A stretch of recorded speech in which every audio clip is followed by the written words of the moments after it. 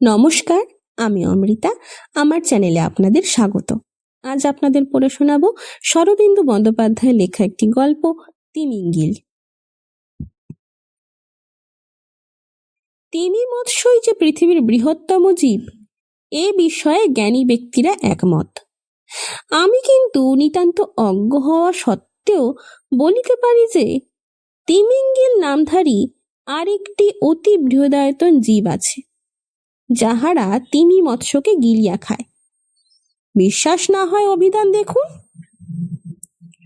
Office তিমিঙ্গিল যদি থাকিতে পারে, তবে তিমিঙ্গিল গিল, যাহারা তিমিঙ্গিলকে গিলিয়া খায়, থাকিবে না কেন? এবং তিমিঙ্গিল গিল থাকা যদি সম্ভবপর হয়, তবে তিমিঙ্গিল গিল গিল থাকিতেই বা বাধা কি? এইভাবে প্রশ্নটাকে অনন্তের পথে ঠেলিয়া লইয়া যাওয়া চলিতে পারে, কিন্তু তাহাতে অনর্থক কতগুলো গিল গিল গিল বাড়িয়া যাওয়া ছাড়া আর কোনোই লাভ হইবে না। আমাদের প্রতিপাদ্য এই যে জগতের সর্বত্রই বৃহৎকে বৃহত্তর গ্রাস করিয়া থাকে, অর্থাৎ বীরভোগ্যা বসুন্ধরা। শ্রীযুক্ত নিশিকান্ত গুপ্ত মহাশয় বিছানায় চিত হইয়া শুইয়া চিন্তা করিতেছিলেন। রাত্রি 11টা বাজিতে 27 মিনিট সময়ে তিনি হঠাৎ তড়াক করিয়া শয্যায় উঠিয়া বসিলেন। ঘরে আর কেহ থাকিলে মনে করিত নিশিকান্ত বাবু বুঝি বৈদ্যুতিক শক খাইয়াছেন। হইয়াছিল তাই। তাহার মস্তিষ্কের ভিতর দিয়া 40,000 ভোল্টের প্রচণ্ড একটি আইডিয়া খেলিয়া গিয়াছিল। নিশিকান্ত বাবু একজন লব্ধ প্রতিষ্ঠিত দালাল, ব্যবসা সম্পর্কীয় সকল বিদ্যার হুনরি। তাহার বয়স 50-এর কাছাকাছি। ক্রয় বিক্রয়, তেজি মন্দা, বাজার জ্ঞান সম্বন্ধে তাহার সমকক্ষ কলিকাতা শহরে বড় কেহ ছিল না। এই সূক্ষ্ম বাজার জ্ঞানের ফলে গত 25 বৎসরে তিনি কত লক্ষ টাকা সঞ্চয় করিয়াছিলেন, তাহা তিনি ও ইম্পেরিয়াল ব্যাংকের কর্তৃপক্ষ ছাড়া আর কেহ জানিত না। যাহারা কর্নওয়ালি স্ট্রিটে তাহার চমৎকার সুসজ্জিত দোতলা বাড়িখানা দেখিত, তাহারা সহিংসভাবে অনুমান করিত মাত্র। কিন্তু গত কয়েক বৎসর ধরিয়া বাজারের এমন অবস্থা হইয়াছে যে নিশিকান্ত বাবুর চিত্তে সুখ নাই। কাজকর্ম প্রায় বন্ধ আছে, কারণ কাজ করিতে গেলেও লাভের মাত্রা এত কম হস্তগত হয় যে খরচা পোষায় না। ব্যবসার জগৎটা যেন ধীরে ধীরে প্রলয়পয়োধী জলে ডুবিয়া যাইতেছে। নিশিকান্তবাবুর অবশ্য অর্থ উপার্জনের কোনো প্রয়োজন নাই। ব্যাংক হইতে 6 মাস অন্তর যে সুদ বাহির করেন, তাহাতে তাহার 5টা হাতি পুষিলেও ব্যয় সংকোচ করিতে হয় না। কিন্তু নিশিকান্ত কর্মী পুরুষ, অর্থোপার্জনের নেশা তিনি 25 বৎসর ধরিয়া অভ্যাস করিয়াছেন। তাই আফিমের মৌতাতের মতো উপার্জনের মোহই তাহাকে বেশি করিয়া চাপিয়া ধরিয়াছে। অথচ দারুণ পরিতাপের বিষয় এই যে বর্তমান মন্দার বাজারে উপার্জন একেবারেই নাই। নিশিকান্ত জগৎব্যাপী অবসাদের মধ্যে কোথাও একটু আশার আলো দেখিতে পাইতেছিলেন না। এমন সময়ে রাত্রি 11টা বাজিতে 27 মিনিটে তাহার মাথায় 40,000 ভোল্টের বিদ্যুৎ খেলিয়া গেল। আলোক বিভ্রান্তের মতো নিশিকান্ত কিছুক্ষণ বিছানায় জড়বৎ বসিয়া রহিলেন। তাহার মাথায় ঘুরিতে লাগিল। মোমবাতি, হ্যারিকেন লণ্ঠন। হাত বাড়াইয়া তিনি বেড সুইচ টিপিলেন। রক্তবর্ণ নৈশদ্বীপ মাথার উপর জ্বলিয়া উঠিল। নিশিকান্ত প্রায় 10 মিনিট মুগ্ধ তন্ময় ভাবে সেই দিকে তাকাইয়া রহিলেন। তারপর ধীরে ধীরে আবার শয়ন করিলেন। বালিশের পাশে তাহার নোটবুক ও পেন্সিল থাকিত। নিশিকান্ত বুকের তলায় বালিশ দিয়া উপর হইয়া শুইলেন।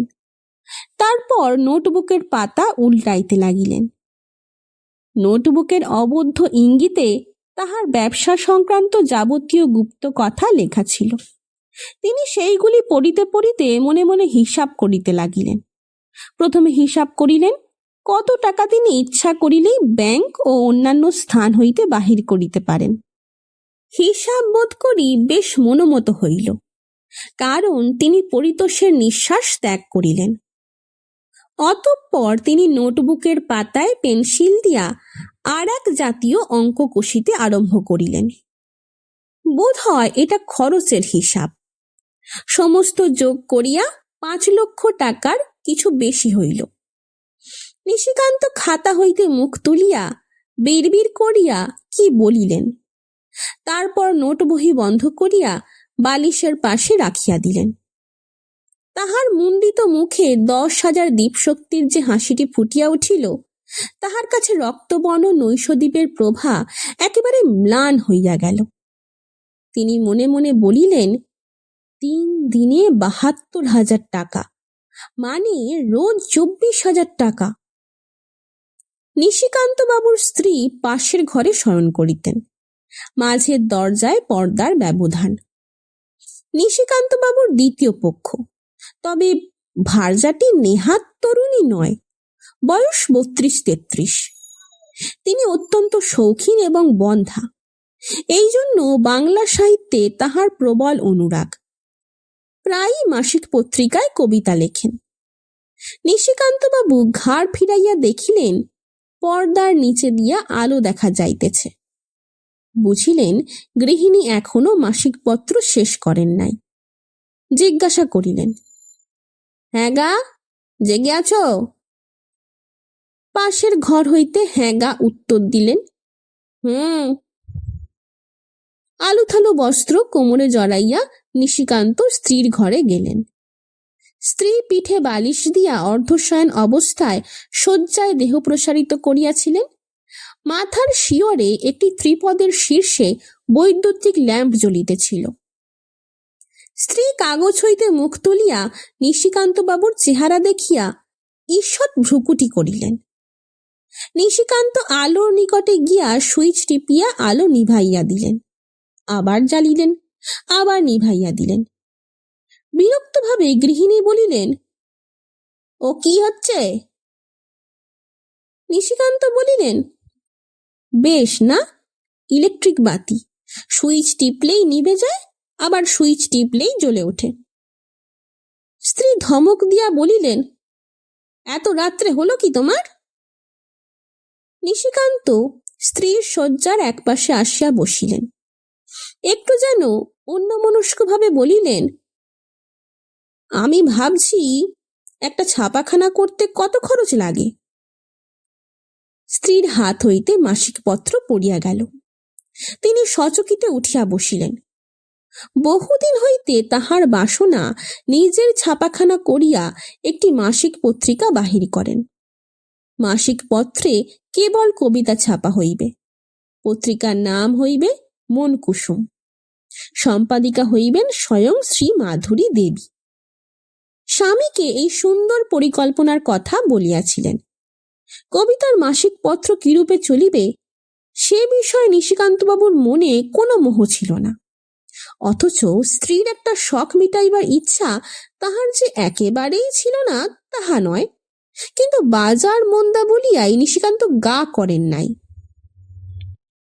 মাধুরী দেবী এক নিঃশ্বাসে বলিলেন, সত্যি কিনবে? আমার কতদিনের যে শখ। মন কুসুম, কেমন নামটি বলো তো? নিচে লেখা থাকবে সম্পাদিকা শ্রী মাধুরী দেবী। খরচ এমন কিছু নয়। সেদিন নীলকান্ত প্রেসের মালিক আমার কাছে এসেছিল। তারা প্রেস বিক্রি করতে চায়। কোথা থেকে শুনেছে আমি কিনতে পারি। খুব বড় প্রেস, ইংরেজি বাংলা সব আছে। নতুন দাম 27,000 টাকা। বলছিল 18,000 পেলেই বিক্রি করবে। তা কষা মাজা করলে হয়তো কিছু কমেও দিতে পারে। নিশিকান্ত ঈষৎ চিন্তা করিয়া বলিলেন, খবর নিও, যদি 12,000-এ ছাড়ে তো নিতে পারি। মাধুরী দেবী বলিলেন, অত কমে দেবে কি? আচ্ছা। নিশিকান্ত শয্যা প্রান্ত হইতে উঠিলেন। মাধুরী দেবী তাহার হাত টানিয়া ধরিয়া বলিলেন, এখনই শুতে চললে? নিশিকান্ত আলস্য ভাঙিয়া বলিলেন, হ্যাঁ, আর দেখো কাল 2-3 ভালো কেরাসিন তেল আর গোটা 10 হ্যারিকেন লণ্ঠন কিনে আনিও, আর 5 বান্ডিল মোমবাতি বলিয়া নিগুড়ভাবে হাস্য করিতে করিতে নিজের শয্যায় গিয়া শয়ন করিলেন।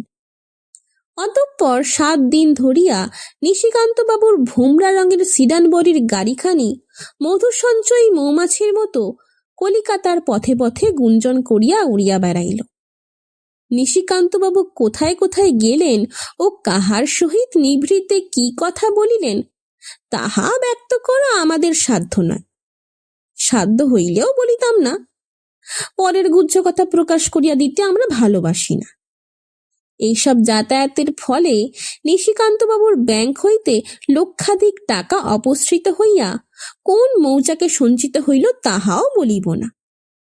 ঘুষির পুংলিঙ্গে যে শব্দ উৎপন্ন হয় তাহাকে আমরা অত্যন্ত ঘৃণা করি। তারপর মাল খরিদ আরম্ভ হইল। নিশিকান্তবাবু যে যে মাল খরিদ করিয়া বাজার কোণঠাসা করিলেন তাহার ফিরিস্তি দিবার প্রয়োজন নাই। তিনি বাজার উজাড় করিয়া গুদামজাত করিলেন। বড় বড় দেশি বিলাতি ব্যবসায়ীরা ভ্রু তুলিল, মনে মনে হাসিল, কিন্তু অকপট আনন্দে হাত ঘষিতে ঘষিতে মাল সরবরাহ করিল। কেবল নিশিকান্তবাবু কেরোসিন তেলের দিকে গেলেন না। অনেক মূলধন চাই, লাখে কুলাইবে না। অপ্রসন্ন চিত্তে তিনি মনে মনে বলিলেন, করে নিক বেটারা কিছু লাভ। 10 দিনের দিন নিশিকান্তবাবুর সমস্ত আয়োজন সম্পূর্ণ হইল। তিনি গুদামে গিয়া মাল পরিদর্শন করিলেন, অফিসে বসিয়া খাতাপত্র তদারক করিলেন। তারপর চেয়ারে ঠেসান দিয়া একটি স্থূলকায় সিগার ধরাইয়া বলিলেন, এইবার। সেই দিন রাত্রি 7টার সময় কলিকাতা শহরের সমস্ত বিদ্যুৎ বাতি নিভিয়া গেল। রাত্রি 10টার সময় রাস্তার গ্যাস বাতিও হঠাৎ দপদপ করিয়া চক্ষু মুদিল। 3 দিনের মধ্যে আর জ্বলিল না। আলোকহীন মহানগরীর বর্ণনা আমরা করিব না। অন্ধকারের যে একটা রূপ আছে, কালিমা লইয়া যাহাদের কারবার, তাহারা সেরূপ নয়ন ভরিয়া দেখুন এবং বর্ণনা করুন। নিশিকান্তবাবুর মতো আমরা আলোর কারবারি। রাস্তা এবং ঘর অন্ধকার, ট্রাম বন্ধ, হ্যারিকেন লণ্ঠন ও মোমবাতির দর ব্যাঙের মতো লাফাইয়া লাফাইয়া চড়িতে লাগিল। অথচ ওই 2টি দ্রব্য নিশিকান্তবাবুর গুদামে বন্ধ। তিনি অল্পে অল্পে ছাড়িতে আরম্ভ করিলেন। দ্বিতীয় রাত্রেও যখন আলো জ্বলিল না, তখন চারিদিকে বিরাট হৈ হৈ পড়িয়া গেল। আশ্চর্য দৈব দুর্ঘটনায় গ্যাস ও ইলেকট্রিক যন্ত্র এমন খারাপ হইয়া গিয়াছে যে কিছুতেই মেরামত হইতেছে না। কিন্তু গৃহস্থের আলো চাই। লণ্ঠন ও মোমবাতির দাম এমন একটা কোঠায় গিয়া উঠিল যে কল্পনা করাও কঠিন। নিশিকান্তবাবু মাল ছাড়িতে লাগিলেন এবং ব্যাংকে টাকা পাঠাইতে লাগিলেন। যেসব বড় বড় ব্যবসাদার একগাল হাসিয়া নিশিকান্তকে মাল বিক্রয় করিয়াছিল, তাহারা হাত কামড়াইতে লাগিল। দ্বিতীয় দিন সন্ধ্যার সময় নিশিকান্তবাবু হিসাব করিয়া দেখিলেন, তাহার মূলধন উঠিয়া 12,000 টাকা উদ্বৃত্ত হইয়াছে। তাছাড়া এখনো 60,000 টাকার মাল গুদামে মজুদ। 12,000 টাকা পকেটে লইয়া নিশিকান্তবাবু অফিস হইতে বাড়ি ফিরিলেন। স্ত্রী 3টা লণ্ঠন জ্বালিয়া স্বামীর জন্য স্বহস্তে চা তৈয়ার করিতেছিলেন। তাহার কোলে নোটের তাড়া ফেলিয়া দিয়া হাসিতে হাসিতে বলিলেন, এই নাও। মাধুরী দেবী একমুখ হাসিয়া স্বামীর অভ্যর্থনা করিলেন। আজ সরকারকে বাজারে খোঁজ নিতে পাঠিয়েছিলুম। একটা হ্যারিকেন দাম 5 টাকা। হ্যাঁ গা, আর কদিন। শেষ কিস্তির 60,000 টাকা ব্যাংকে পাঠাইবার সময় ছিল না। এই টাকাটাই নিশিকান্তবাবুর মূল লভ্যাংশ। এত টাকা এখন কোথায় রাখিবেন? নিশিকান্ত একটু চিন্তা করিলেন। চেক নয়, নগদ টাকা অফিসের লোহার সিন্দুকে রাখিয়া গেলেও চলে, কিন্তু 2-একটা সংবাদ নিশিকান্ত স্মরণ হইল। অন্ধকারের সুযোগ লইয়া চোর গুন্ডার দল খালি অফিস বাড়ি ইত্যাদি ভাঙিয়া লুট করিতেছে। বড় বড় 2-3টা অফিসে এইরূপ ব্যাপার হইয়া গিয়াছে। নিশিকান্ত নোটের গোছা পকেটে পুরিয়া লইলেন। বাড়িতে রাখিলে সবচেয়ে নিরাপদ হইবে। বাড়িতে 5টা গুর্খা দারোয়ান, 10টা চাকর আছে। তাহার উপর আবার 2জন কনস্টেবলকে খরচা দিয়া পাহারা দিবার জন্য নিয়োগ করা হইয়াছে। নিশিকান্ত অফিস হইতে বাহির হইয়া যখন মোটরে চড়িলেন, তখন সন্ধ্যা উত্তীর্ণ হইয়া গিয়াছে। মোটরের কাছের ভিতর দিয়া দুধারে রাস্তার চেহারা সকৌতুকে দেখিতে দেখিতে চলিলেন। কলিকাতা যেন রাত্রিযোগে ভৌতিক শহরে পরিণত হইয়াছে। বড় বড় দোকানের বিদ্যুৎদন্ত বিকশিত হাসি আর নাই, অধিকাংশই বন্ধ। যেগুলি খোলা আছে তাহাতে মোমবাতি ও লণ্ঠন জ্বলিতেছে। পথে গাড়ি মোটরের চলাচলও কম। মানুষ যাহারা যাতায়াত করিতেছে তাহাদের নিশাচর প্রেত বলিয়া ভ্রম হয়। কলেজ স্ট্রিট বাজারের নিকটে পৌঁছিয়া নিশিকান্তবাবুর ভারী কৌতূহল হইল। কোনো একটা বড় কাজ করিয়া সাধারণের মতামত জানিবার ইচ্ছা স্বাভাবিক। তিনি মোটর হইতে নামিলেন। একটা ক্ষুদ্র দোকানে আলো জ্বলিতেছিল। তাহার সম্মুখীন হইয়া জিজ্ঞাসা করিলেন, মোমবাতি আছে? দোকানদার বলিল, আজ্ঞে আছে, 3 টাকা বান্ডিল। নিশিকান্ত পকেট হইতে 3 টাকা বাহির করিয়া ছদ্ম বিরক্তির কণ্ঠে বলিলেন, দিন 1 বান্ডিল। যত সব চোরের পাল্লায় পড়া গেছে। ইংরাজিতে যাকে বলে শার্ক, এই ব্যবসাদারগুলো হচ্ছে তাই। দোকানদার নেহাত অশিক্ষিত নয়, একটু রসিক। বলিল, শার্ক তো পদে আছে মশাই, ব্যবসাদারেরা যাকে বলে তিমি মাছ তাই। আজ তো গিলে খায়, নিন 1 বান্ডিল। নিশিকান্ত দোকানদারের কথাগুলি চাখিয়া চাখিয়া উপভোগ করিলেন। তিনি নিজেই যে তিমি মাছ, দোকানদার তাহা জানে না, অজ্ঞাতসারেই প্রশংসা করিতেছে। তাহার ছদ্ম বিরক্তির ভিতর দিয়া একটু হাসি খেলিয়া গেল। তিনি মোমবাতির বান্ডিল লইয়া মোটরের দিকে ফিরিলেন। মোটরে উঠিতে যাইবেন এমন সময় তিমিঙ্গিল। নিশিকান্ত হঠাৎ বুঝিতে পারিলেন তাহার চারিপাশে কয়েকজন লোক নিঃশব্দে আসিয়া দাঁড়াইয়াছে। তিনি সচকিতে চারিধারে চাহিলেন। অস্পষ্ট আলোয় মুখগুলি ভালো দেখা গেল না। একজন তাহার পেটের উপর ছোঁড়ার অগ্রভাগ রাখিয়া চাপা গলায় বলিল, চিল্লাও মত। আর একজন তাহার কোটের ভিতর পকেটে হাত পুরিয়া নোটের তারা বাহির করিয়া লইল। নিশিকান্তবাবু হতভম্ব হইয়া রহিলেন।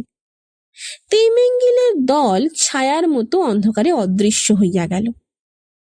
তাহারা চলিয়া যাইবার মিনিট খানেক পরে নিশিকান্ত উন্মত্ত কণ্ঠে চিৎকার করিয়া উঠিলেন, পুলিশ, আমার 60,000 টাকা।